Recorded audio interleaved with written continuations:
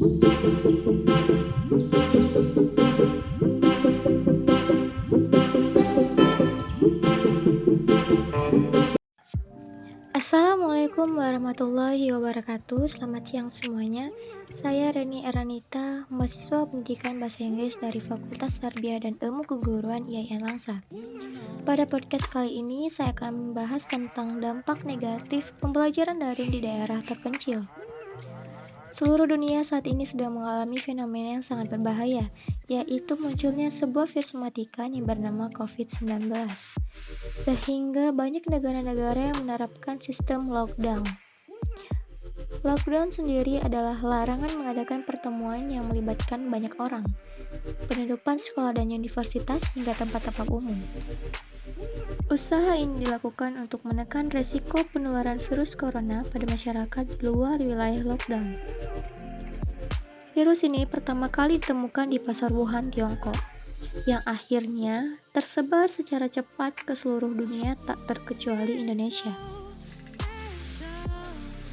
Di Indonesia sekarang sudah ada ribuan kasus positif corona dan kasus orang yang meninggal dunia. Pemerintah Indonesia sendiri sepakat untuk melakukan PSBB atau pembatasan skala besar-besaran untuk mengurangi penyebaran virus corona. Dengan adanya PSBB, diharapkan dapat memutus penyebaran virus corona di Indonesia. Sehingga pemerintah dalam hal ini, Menteri Pendidikan dan Kebudayaan Republik Indonesia telah menganjurkan penyelenggaraan pendidikan jarak jauh atau secara online dengan tujuan mencegah meluasnya COVID-19 ini. Namun pembelajaran secara daring atau online ini tidak bisa dilaksanakan secara baik karena banyaknya kendala yang dialami oleh masing-masing daerah, terutama daerah terpencil. Kendalanya seperti sebagai berikut. Yang pertama, sinyal atau jaringan internet yang tidak bagus. Seperti yang kita tahu bahwa pemerataan internet di Indonesia belumlah merata, di mana di daerah perkotaan lebih dominan daripada di daerah pedesaan. Oleh karena itu, banyak wilayah terpencil atau pedesaan yang kesulitan dalam pembelajaran online. Karena jaringan internet yang susah untuk dijangkau, akibatnya untuk melakukan pembelajaran online seperti video call tidak dapat dilakukan secara maksimal. Yang kedua, para siswa yang belum mengerti menggunakan teknologi. Gaptek atau gagap teknologi merupakan masalah yang dialami oleh masyarakat yang ada di pedesaan. Alasan utamanya karena ketertinggalan informasi dan pengetahuan tentang teknologi digital saat ini.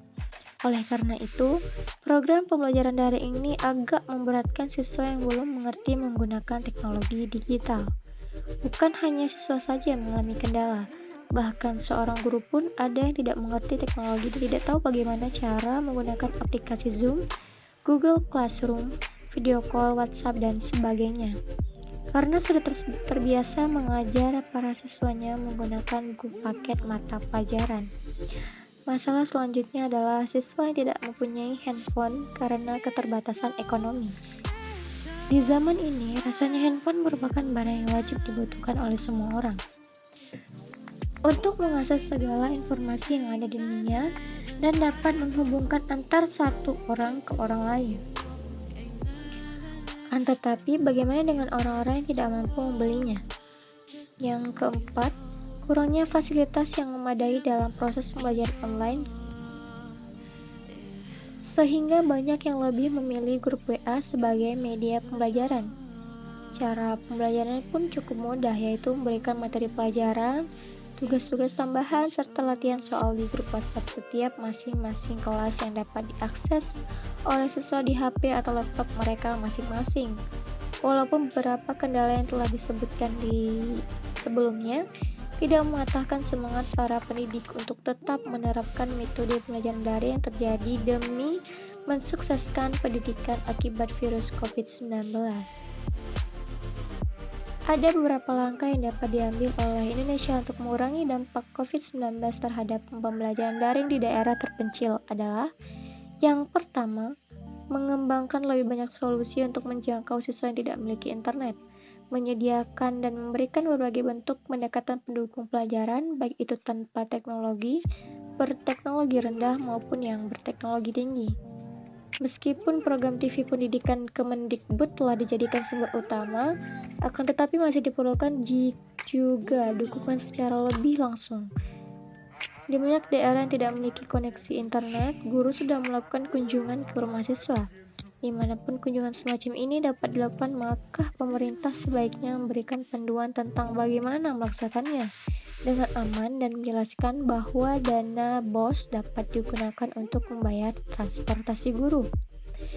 Yang kedua, meningkatkan konektivitas internet dan melatih para guru untuk memberikan pembelajaran daring secara lebih efektif dan interaktif. Sebagian besar guru dan siswa tidak siap untuk berpindah ke pembelajaran secara daring yang terjadi secara tiba-tiba. Menurut survei cepat Kemendikbud tentang belajar dari rumah, 27 April, guru mengidentifikasi tantangan utama mereka pada konektivitas jaringan internet dan dalam memantau kemajuan siswa. Saya berharap semoga virus corona ini akan hilang dan mahasiswa dan siswa-siswa lain belajar seperti sebelumnya dengan bertatap muka. Semoga kita selalu sehat dan selalu patuhi protokol kesehatan. Terima kasih sudah meluangkan waktu. Happy watching. Assalamualaikum warahmatullahi wabarakatuh.